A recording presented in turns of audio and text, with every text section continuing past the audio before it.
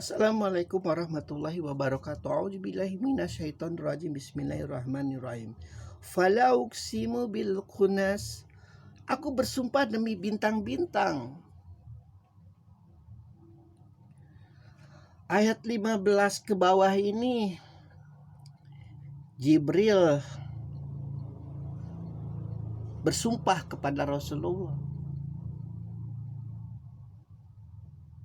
Ini udah lepas dari ayat Allah. Allah memberi kesempatan kepada Jibril untuk meyakinkan Rasulullah. Karena ini ayat besar. Ini ciri-ciri kiamat ini. Ini sementara di lingkungannya bodohnya luar biasa pada zaman Rasulullah itu. Boro-boro mau nerangin kiamat, mereka aja kelaparan. Mereka aja tertindas, mereka aja jalim. Makanya Muhammad agak-agak aduh gimana ya istilah kasarnya ya, kalau kita dikasih tugas sama bos gitu lah. Bos gimana nih bos? Kayaknya nggak mungkin ini aku bisa nih bos. Yuk, udah rusak semua ini manajerial ini. Manajemennya udah rusak ini bos. Aduh, kita harus bubar sih kayaknya bos ini daripada ruginya lebih besar. Begitu. Allah paham betul jiwa Rasulullah pada saat itu. Makanya Allah memberi kesempatan kepada Jibril untuk meyakinkan. Dan sekali lagi, apa yang diucapkan oleh Jibril itu diaminkan oleh Allah. Artinya apa? Selain adalah ucapan Allah yang disampaikan kepada Jibril, namun ketika melihat situasi kondisi memungkinkan bagi Jibril untuk menguatkan, makanya Allah memberikan hak kepada Jibril. Aku bersumpah demi bintang-bintang. Jibril berkata seperti itu karena melihat Rasulullah itu raut mukanya, aduh, istilah gerah ya gerah banget lah pokoknya. Sekarang ginilah, kita kan lagi sedang agung-agungnya nih logika nih, nalar nih. Kita melihat sebuah perusahaan nih, modal udah habis, kita udah nggak punya modal, sumber daya alam, sumber daya manusia, sumber daya operasional udah rusak sana rusak sini. Terus ada bos nih bilang nih, dia bilang itu kita punya program nih, insya Allah lah kita sukses dengan program ini. Aduh gimana bos, modal udah nggak ada. Mau nggak mau kan si bos itu pasti akan memberi semangat. Lu udah ikutin kata gue aja. Kalau lu masih percaya sama gue, ikutin kata gue aja. Pasti bisa begitu. Istilah kasar nih ya, ini udah paling istilah kasar nih. Logika yang paling kasar banget nih. Kalau nggak paham juga udah nyerah ini berarti dah. Begitupun Rasulullah itu melihat, aduh, bayi dikubur hidup-hidup. Orang Persia jinahnya luar biasa. Keluarga dimakan sendiri coba. Anak dimakan sendiri, bibi dimakan sendiri. Incest namanya, hubungan seks sesama keluarga. Lalu di Romawi apalagi? Itu kalau udah jadi raja berak mau segala macam, mau pesta kebun seks dengan semua, bahkan binatang-binatang juga diperkosa. Kan bayangkan itu lanatullah. Saking mengejar kenikmatan duniawi alias hawa nafsu mereka itu. Kau bisa membereskan manusia ini, tenang aja Muhammad. Sampai ke ciri-ciri kiamat kepada mereka. Aku bersumpah nih demi bintang-bintang. Kau kan suka berkalwat, suka bertafakur, suka melihat alam semesta di Gua Hiro. Kau takjub itu melihat bintang-bintang, kau bisa tertahan di atas tidak jatuh ke bumi. Aku bersumpah tuh demi bintang-bintang. Gue usah takut.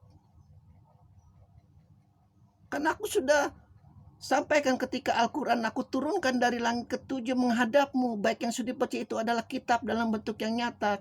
Orang Syiah percaya itu adalah makhluk Allah yang paling suci yang akan menemani kita sampai ke surga kalau kita benar. Karena Muhammad itu manusia. Meskipun sehebat apapun Allah menjanjikan dia nanti, namun tetap manusia, punya ketakutan tersendiri, punya rasa minder tersendiri, apalagi tidak bisa nulis, miskinnya luar biasa. Apalagi mungkin pada saat ini ayat ini diturunkan sudah tidak ada pelindungnya sama sekali. Kakeknya meninggal, pamannya meninggal, Khadijah meninggal. Wajar kalau down. Makanya Allah memberi kesempatan kepada udah semangatilah itu nabiku, kau kan paling tahulah caranya lah. Maka Jibril bersumpah, aku bersumpah nih demi bintang-bintang, karena tahu kelakuan kaum kafir Quraisy itu, kaum jahiliyah itu senang sekali bersumpah. Dan Muhammad paling bete itu kalau dengar sumpah demi Lata dan Hujah, dewa-dewa suci mereka yang disembah. Paling bete itu, udah gerah itu Muhammad. Seluruh nabi itu gerah kalau lihat berhala-berhala itu udah fitrah mereka, karena tahu Tuhan yang berhak disembah itu siapa. Kita kalau ngeliat mobil nih ya,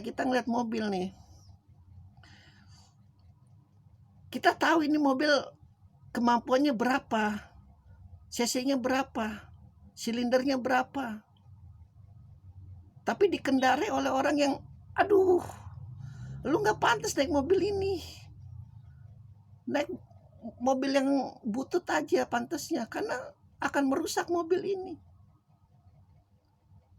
Itulah para nabi ketika melihat, aduh, ketika Tuhan-Tuhan yang berhak disembah itu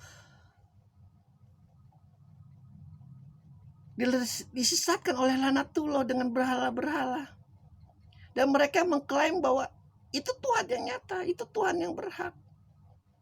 Ya akhirnya apa ya, ilmu pasrah lah akhirnya, ilmu pasrah. Namun pasrahnya para nabi sebelum Rasulullah itu beda. Kadang-kadang terlalu emosi para nabi-nabi itu sampai mengirimkan air bah segala macam, sampai mengeluarkan lubang neraka walaupun hanya sebesar butir jarah, itu keluar api neraka itu langsung menghabiskan seluruh kampung.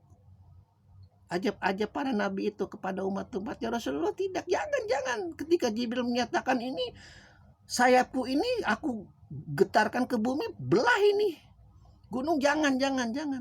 Aku lebih suka dilempari tai, aku lebih suka dicemooh, aku lebih suka dianggap gila, jangan. Mereka nggak tahu apa-apa. Kalau mereka tahu juga mereka pasti bergetar hatinya. Itu satu-satunya nabi yang gak pingin melihat umatnya terkena ajab oleh Rasulullah. Ingin melihat umatnya tumbuh dengan akalnya, dengan batinnya, dengan hawa nafsunya yang dikendalikan oleh mereka. Pinter nabi kita tuh.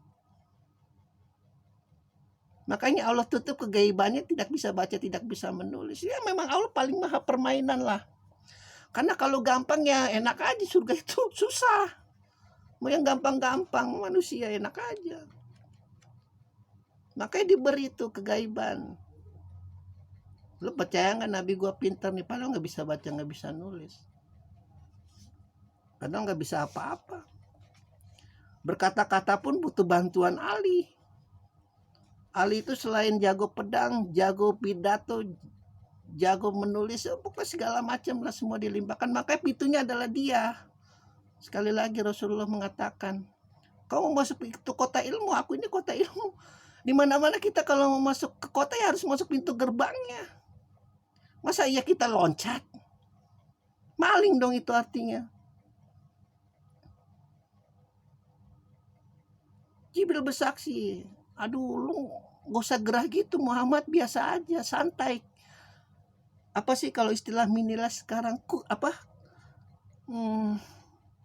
sekui lah, santai lah. Karena Mairama sering mengatakan santai. Memang agama itu harus santai, kalau enggak tengleng kalian, otak kalian itu harus santai. Beragama itu harus santai, tidak bisa gerasa gerusu, teriak-teriak kafir tapi maling di belakang, goblok. Maling teriak maling. Mending orang kafir teriak maling, memang benar-benar kau maling. Kau marah padahal kau maling, aku teriakin maling kau marah. Daripada berkopiah, berjilbab, bersurban, teriakin orang maling, sementara di belakang maling. Aku bersumpah demi bintang-bintang Muhammad. Jibril mengatakan kepada itu atas izin Allah. Untuk menguatkan hati Rasulullah, kita sambung nanti di ayat ke-16. Ini luar biasa lah surat At-Takwir ini. Sangat luar biasa. Mampu merakum apa itu hari kiamat. Alhamdulillahirabbil alamin.